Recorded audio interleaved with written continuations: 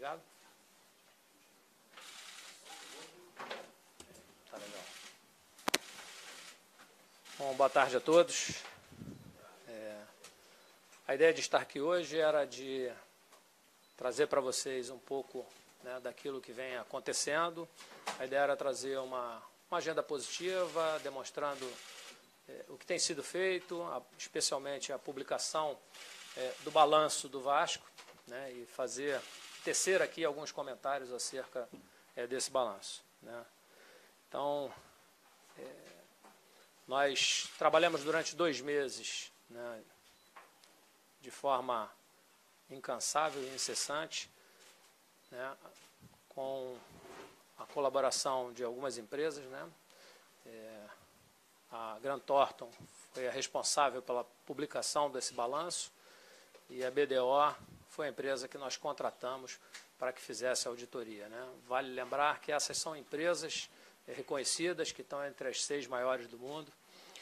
E, enfim, esse balanço foi publicado com toda a transparência, demonstrando toda a situação financeira do clube e patrimonial, de uma forma que em nenhum outro momento na história do clube se teve um balanço que se aproximasse desse que nós publicamos, né? E aí até quero agradecer a participação dessas empresas, né? Também a participação da KPMG, que tem trabalhado na assessoria financeira, criando um projeto com fluxo de caixa, um projeto que visa aumentar as arrecadações do clube, negociar as dívidas, e, enfim, e dar um direcionamento aí, trazer um norte para o clube. Esse balanço ele foi precedido de uma carta de apresentação, onde nós demonstramos tudo aquilo que nós encontramos no clube, desde a assunção da diretoria administrativa, no dia 23 de janeiro, até a presente data, inclusive com os acontecimentos relevantes subsequentes, ou seja, todos aqueles eventos que ocorreram a partir dessa data em que nós assumimos o clube, também foram lançados, como, por exemplo, a venda do Paulinho, né? E nele consta exatamente quais são os valores da venda do Paulinho, qual foi o comissionamento pago, qual foi o bônus pago ao jogador, dando total transparência a essa negociação, tá? Posteriormente a esse evento, né, que foi a publicação do balanço, nós então passamos a nos deter a outros pontos que são relevantes dentro do clube, né? Dentre eles, um setor que ao longo de muitos anos, nos últimos tempos, foi sempre um ponto de queixa, de reclamação do sócio, do torcedor, que é o setor de cobrança, com dificuldade da emissão de boletos, com dificuldade de acesso a informações, de cadastramento de pagamento em débito, enfim, uma série de queixas que existiam em torno desse setor, fez com que nós intervíssemos nesse setor. Então, nós afastamos a pessoa responsável, que não só coordenava essa parte de cobrança, mas também a parte de informática do clube, demitimos os funcionários que lá estavam e procedemos, então, um backup de todo o servidor e das máquinas, né? E vamos tratar uma auditoria de todos esses dados, de todos os cadastros dos sócios, desde que nós assumimos o clube até agora. E vamos propor, em cima desse cadastro, né, é um trabalho até que a KPMG tem nos ajudado, pegar essa base de dados e ver, né, os sócios que deixaram de pagar. Nós vamos procurar esses sócios, oferecer anistia, vamos também tentar trabalhar aí, né, vamos propor um parcelamento das luvas para a associação como sócio geral. Havia uma reclamação muito grande em relação ao valor e ao número de parcelas, né? Hoje o valor para se associar é de R$ 2.000, pagos em 4 parcelas, e nós vamos pretendemos passar isso para 20 ou 24 parcelas, de forma que esse ingresso dos vascaínos ao quadro de associado do clube aconteça de uma forma mais suave, mais tranquila, e que dê condições a um maior número de pessoas ingressar como sócio do Vasco. Uma segunda área do clube em que nós também detectamos uma série de dificuldades, o que era uma caixa preta para nós, que era o setor de operação de jogo, né? Então, nós tínhamos dificuldade em ter as informações, havia uma certa nebulosidade em relação a isso, e nós, então, fizemos nesse setor uma mudança. Já desde o início da nossa gestão, nós vínhamos observando uma dificuldade muito grande, quer seja no ingresso dessas receitas na tesouraria, quer seja no fornecimento dos documentos contábeis relativo aos borderôs. Insistimos nisso por muito tempo, isso não aconteceu. Nós, até por conta disso, fizemos uma retenção de algumas verbas para que formássemos um caixa, né, para situações que ocorrem no dia a dia. Existiam muitas cobranças que aconteciam e muitas vezes a gente não tinha caixa para esse pagamento. Retivemos, e no caso eu tomei para mim essa iniciativa, retivemos um certo valor para que nós pudéssemos operacionalizar situações de jogo, viagens e outras demandas emergenciais, e permanecemos cobrando, né, para que esses borderôs fossem entregues. Eles foram, num determinado momento, foram entregues, mas faltando alguns documentos, com algumas incorreções, e então decidi mudar esse setor, né? Então, só para vocês terem uma ideia, quando eu decidi por mudar, o Vasco tinha uma sequência de jogos, com Racing, Cruzeiro e outros, e a operação de jogo é sempre uma coisa bastante complicada. Esperei passar esse período, mas durante esse tempo já vinha planejando essa mudança, trazendo equipes de empresas de segurança para observarem o funcionamento do clube, para que pudessem ir se estruturando para, no momento de assumir, já conhecer o processo. Trouxe um profissional para que coordenasse toda essa operação de jogo e, na última sexta-feira, então, fiz essa substituição. Então, a partir de sexta-feira, toda essa operação de jogo ela foi mudada, e aí, já a partir desse jogo, no dia seguinte, nós já tínhamos toda essa demonstração contábil dentro da tesouraria, com os recursos dos jogos todos comprovados, né? Então, essa foi uma mudança significativa. Nós temos trabalhado também para que o sócio consiga comprar o ingresso pela internet, não só o sócio torcedor, mas o sócio estatutário. Isso também está sendo implantado. A gente tinha dificuldade de colocar isso em prática. Esse foi um dos motivos também que nos motivou a fazer essa mudança no setor de cobrança. E que, enfim, essas são as principais estratégias, as principais mudanças que nós temos feito. A partir dessa questão do balanço, né, da publicação do balanço, já iniciou-se uma certa, não da publicação, mas antes, quando eu fiz questão que o balanço fosse produzido por uma empresa isenta, por uma empresa respeitada, né, eu já comecei a sofrer uma certa resistência dentro da nossa equipe.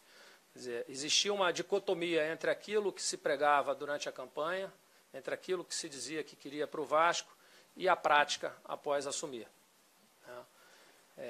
Essas intervenções e a publicação do balanço, como vocês sabem, culminou com a saída de alguns vice-presidentes. Então, vou tecer aqui alguns comentários em relação à saída desses vice-presidentes. Fiquei bastante surpreso, né, com a saída deles de uma forma abrupta, no dia da realização de um jogo, sem que nenhum deles se preocupasse com o Vasco em manter o funcionamento do clube, né, manter as atividades em curso e a transferência desse conhecimento, a transferência dessas responsabilidades para outras pessoas.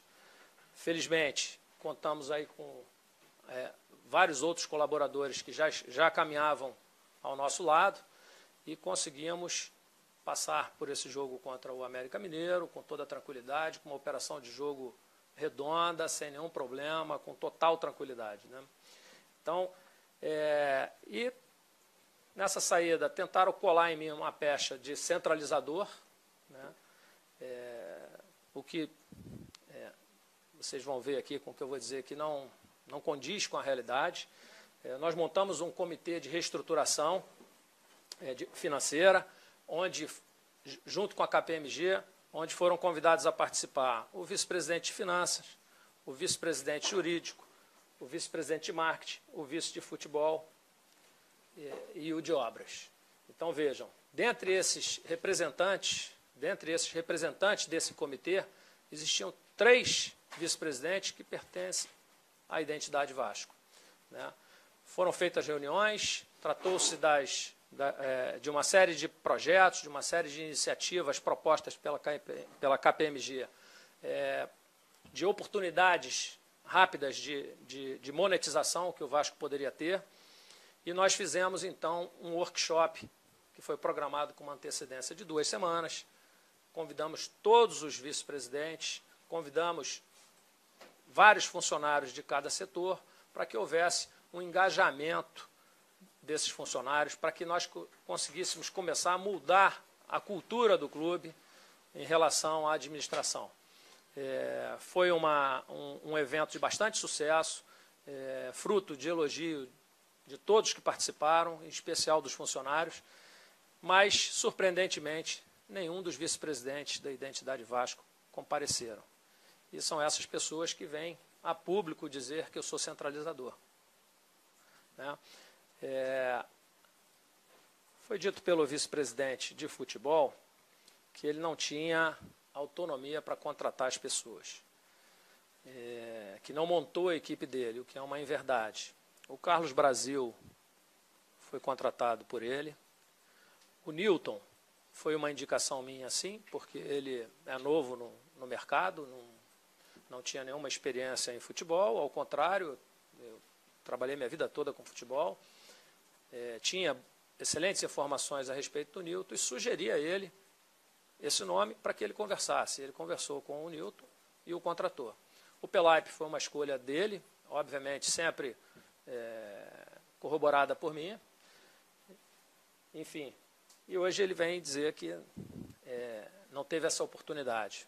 Disse que a pasta do Paulinho sumiu, que não existia transparência, que também não é verdade. Antes da venda do Paulinho, conversei com ele, tanto com o Fred quanto com o Roberto Monteiro, falei da proposta que existia, era uma proposta que inicialmente era menor, que eu entendia que existia a possibilidade da gente aumentar esse valor, e eu perguntei a ambos se 20 milhões de euros seriam aceitáveis, se a gente podia fechar.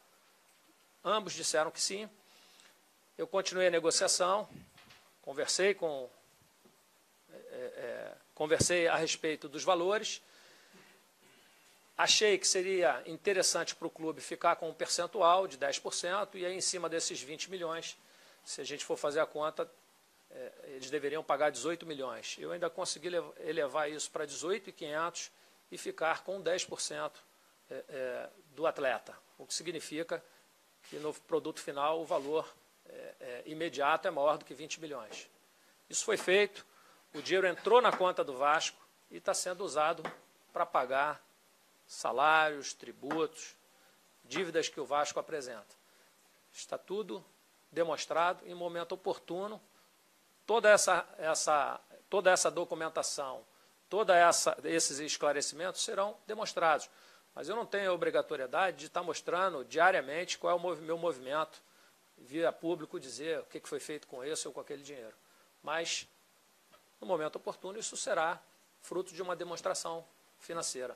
Nós hoje, até então, estávamos preocupados em realizar o balanço e publicar. mas já nesse balanço nós mencionamos os valores em que o Paulinho foi negociado. Disse também que não tinha, que sumiram com a pasta do Paulinho, o que é uma inverdade. Aqui está a pasta do Paulinho, essa é uma cópia, a outra cópia está no futebol, ao contrário de uma série de documentos do Vasco que estão, até hoje, dentro da mochila do ex-VP de futebol. Inclusive, com perda de prazo para inscrição de atletas, por conta dessa descentralização. Tá? Bom, eu até queria aqui de público agradecer a essas empresas, KPMG, Grant Thornton, BDO. O VP de Finanças alegou que não conhecia o balanço do clube. É estranho, porque o balanço, a contabilidade, é uma atribuição do VP de Finanças. E esse balanço, ele não foi produzido da noite para o dia, não foi na calada da noite. Ele vem sendo feito ao longo de mais de 2 meses, dentro da contabilidade do Vasco. Então, se ele não sabe do balanço, é porque não se interessou em ir até a contabilidade. No final de semana que antecedeu a publicação do balanço, trabalhou-se sábado e domingo para que ele acontecesse. E na segunda-feira, somente às 11h45, terminou a revisão e a publicação desse balanço. Mas nesse período, especialmente o período final, o vice-presidente de Finanças foi passar uma semana em Trancoso, depois um outro final de semana prolongado fora. Talvez isso não tenha dado a ele a oportunidade de acompanhar e de conhecer o balanço. Bem, esses são os esclarecimentos que eu gostaria de trazer. Essas são as notícias positivas. Nós vamos continuar com as nossas práticas de transparência, buscando dar ao clube tudo aquilo que nós pregamos durante a nossa campanha eleitoral. Tudo que está sendo feito está alinhado com o que foi prometido, com o que foi anunciado durante a campanha. Eu lamento que algumas pessoas tenham um discurso antes e uma prática depois. Eu continuo com o compromisso com os vascaínos de realizar tudo aquilo que foi prometido, tudo aquilo que foi dito durante a campanha. Transparência, gestão profissional, enfim, e futebol competitivo, especialmente, entre outras prioridades que já foram elencadas. Estou pronto para as perguntas.